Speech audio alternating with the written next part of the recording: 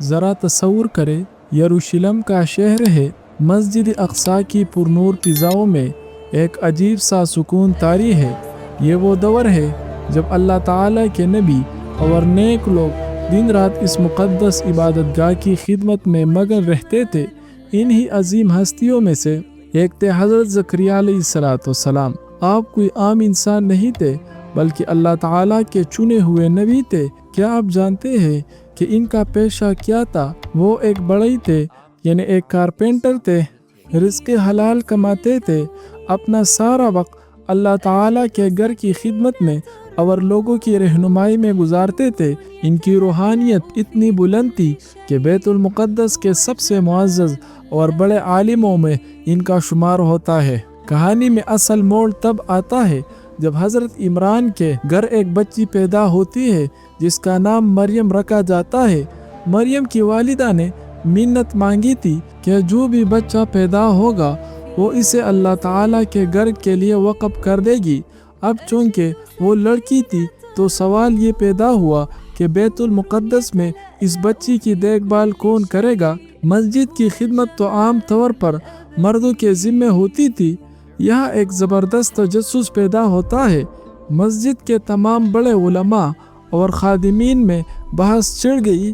ہر کوئی چاہتا تھا کہ اس عظیم بچی کی کفالت کا شرف اسے ملے۔ حضرت زکریا علیہ السلام بھی یہ شرف حاصل کرنا چاہتے تھے، خاص طور پر اس لیے کہ ان کی اہلیہ حضرت مریم کی خالہ تھی۔ لیکن جب کوئی فیصلہ نہ ہو سکا تو انہوں نے ایک انوکھا طریقہ اپنایا، قرآندازی۔ یہ قرآندازی کوئی عام پرچوں والی قرآندازی نہیں تھی۔ فیصلہ یہ ہوا کہ سب لوگ اپنے وہ قلم جن سے وہ تورات لکھتے تھے بہتی ہوئی ندی میں پھینک دیں گے۔ جن کا قلم پانی کے بہاؤ کے خلاف جائے گا وہی مریم کا کفیل بنے گا۔ دوستو، ذرا اس منظر کو اپنے ذہن میں لائے۔ ندی کا تیز بہاؤ ہے، سب نے اپنے قلم پانی میں پھینکے، سب کے قلم پانی کی لہروں کے ساتھ بہہ گئے، لیکن ایک قلم تھا جو لہروں کا سینہ چیرتا ہوا پانی کے بہاؤ کے الٹ چلنے لگا۔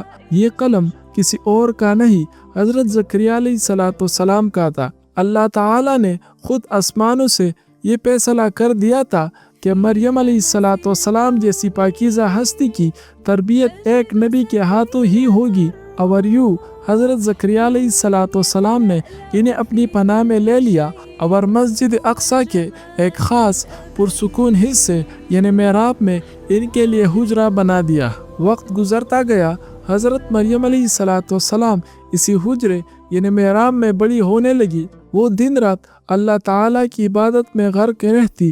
حضرت زکریا علیہ السلام ان کے واحد سرپرست تھے اور صرف وہی اس حجرے میں جایا کرتے تھے۔ لیکن ایک دن کچھ ایسا ہوا جس نے حضرت زکریا علیہ السلام کی دنیا بدل کر رکھ دی۔ ہوا کچھ یوں کہ جب حضرت زکریا علیہ السلام ان کے پاس حجرے میں جاتے تو وہ تازہ پھل رکھے ہوئے دیکھتے، لیکن یہ کوئی عام پھل نہیں تھے۔ سردیوں کا موسم ہوتا تو وہاں گرمیوں کے پھل موجود ہوتے، اور گرمیوں کا موسم ہوتا تو سردیوں کے پھل رکھے ہوتے۔ کمرہ اندر سے لاک ہوتا، کوئی دوسرا انسان وہاں نہیں جا سکتا تھا۔ حضرت زکریا علیہ السلام حیران رہ گئے۔ انہوں نے بے ساختہ پوچھا، اے مریم، یہ تمہارے پاس کہاں سے آتا ہے؟ مریم علیہ السلام نے نہایت سادگی اور یقین سے جواب دیا، یہ اللہ تعالیٰ کی طرف سے ہے۔ بے شک اللہ تعالیٰ جسے چاہتا ہے بے حساب رزق دیتا ہے۔ دوستو، اس جملے نے حضرت زکریا علیہ السلام کے دل میں ایک سوئی ہوئی امید کو جگا دیا۔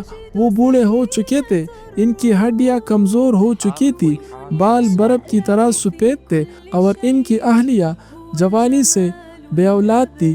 ظاہری اور میڈیکل لحاظ سے ان کے ہاں اولاد ہونے کا کوئی چانس نہیں تھا، لیکن جب انہوں نے دیکھا کہ اللہ رب العزت بند کمرے میں بغیر موسم کے ایک بچی کو تازہ پھل دے سکتا ہے، تو کیا وہ اللہ ان کی زندگی کے اس خزاں رسیدہ موسم میں انہیں اولاد کا پھل نہیں دے سکتا؟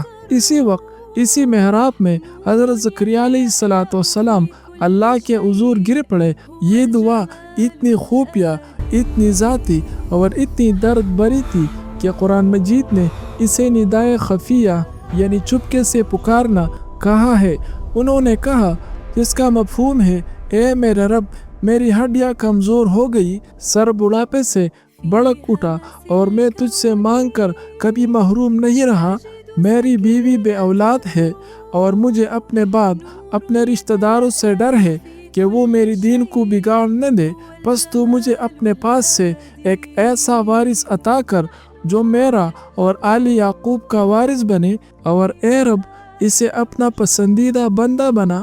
ذرا ان کے جذبات کو محسوس کرے، وہ اولاد اپنے لیے نہیں مانگ رہے تھے کہ بڑھاپے کا سہارا بنے، بلکہ اس لیے مانگ رہے تھے کہ ان کے بعد دین کا کام کون سنبھالے گا۔